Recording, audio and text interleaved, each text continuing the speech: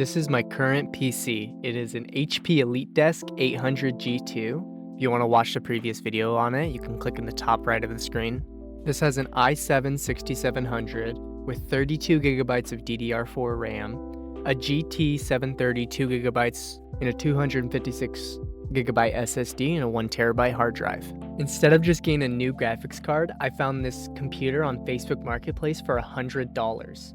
It has an i3 6100 with 16 gigabytes of DDR3 RAM, a GTX 1050 Ti, and it comes with a 128 gigabyte SSD. The only bad thing about this computer is that it has an i3. I'm going to throw my i7 into this, as well as my hard drive and everything. You know, everything that I would use for my computer. But I'm really glad because this has a Wi-Fi card and I'm actually able to have built-in Wi-Fi instead of having to plug in my adapter and make sure I have the drivers for that and everything. So it just helps me out that it's just built in instead of an external thing that I have to buy. I started this off by taking out the i3 processor and putting in my own i7. I put on the thermal paste and got everything screwed in. And in order to connect my hard drive into this computer, I am going to need this adapter. I hook up the adapter and the SATA cables in order to plug it into my hard drive, and the build should be finished.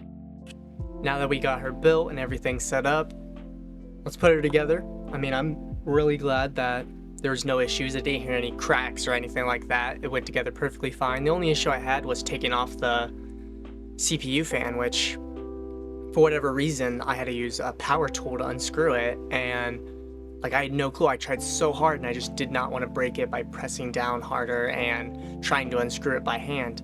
So I took a power tool, unscrewed it a little bit, literally took like 2 seconds. And then I unscrewed it the rest by hand, put in the new CPU like you guys saw. So let's turn her on and hopefully she works. Remember that adapter I said that I had to use in order to connect my hard drive? Yeah, that one. It didn't work. For whatever reason, it's making it so my power supply will not turn on. It works perfectly fine without it. And so I had to buy a new adapter to plug into the previous male hard drive connector.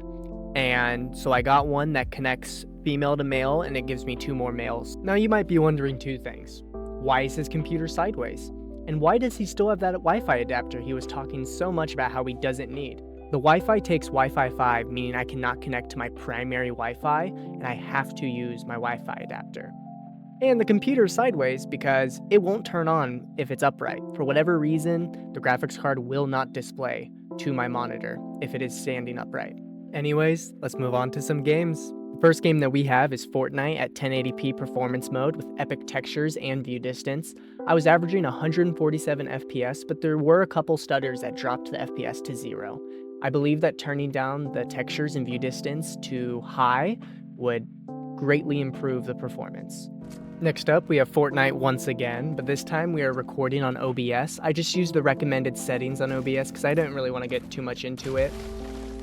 I'm using the same settings as before, and we got an average of 132 FPS, but we do have a higher maximum, and that's just because I spent some time looking up straight in the air to see what the highest FPS I can get.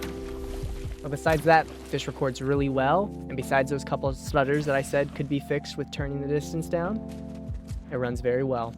Our actual next game is Apex Legends, running at 1080p low settings. I don't play this game very often, it's been a couple years since I have. But I would say this game runs pretty smooth. I know this can run really well on older hardware, but I just don't know much of the settings and the tricks on how to get the highest FPS in this game, so this will have to do. CS2 runs really smoothly at an average of 75 FPS and only a minimum of 60, meaning that it's a really smooth experience. There's not many stutters, and I was able to play this game pretty well. Now, if you were wanting to play this competitively, you'd probably want to turn down the settings a little bit to get the most frames that you can. But besides that, like I said, I think this runs really well. This next game is GTA 5 at 1080p high settings. We're averaging 85 frames per second while maxing out at 112. With barely even going under 60 FPS, this runs amazing and has room to even improve some of the graphics. Forza Horizon 5 is probably the most graphic intensive game that I have on this list today, and it runs on an average of 63 FPS, hitting a maximum of 91. But we have had a couple stutters that brought us down to 2 FPS, but when I was driving in the normal game, I personally did not have any stutters, so at least not any big ones that dropped down to 2. Personally, I'm surprised it ran this well. The last game that we're going to be looking at is Minecraft Java Edition. This is 1.20 at 1080p fancy settings, and I set the FPS limit to 120 because I was hitting upwards of 300, 400 FPS, but it was stuttering so bad and dipping down to under 100 FPS at some points where it was just unplayable. So I turned down the FPS limit, and this is a really enjoyable experience. We actually have one more game, but it's Minecraft once again, but this time it's 1.19 with shaders. I'm running this with the same settings as before, and I'm averaging 73 FPS while hitting a maximum of 118. The minimum does dip below 60, but it's not for long enough that it's a noticeable experience that affects the performance of the game.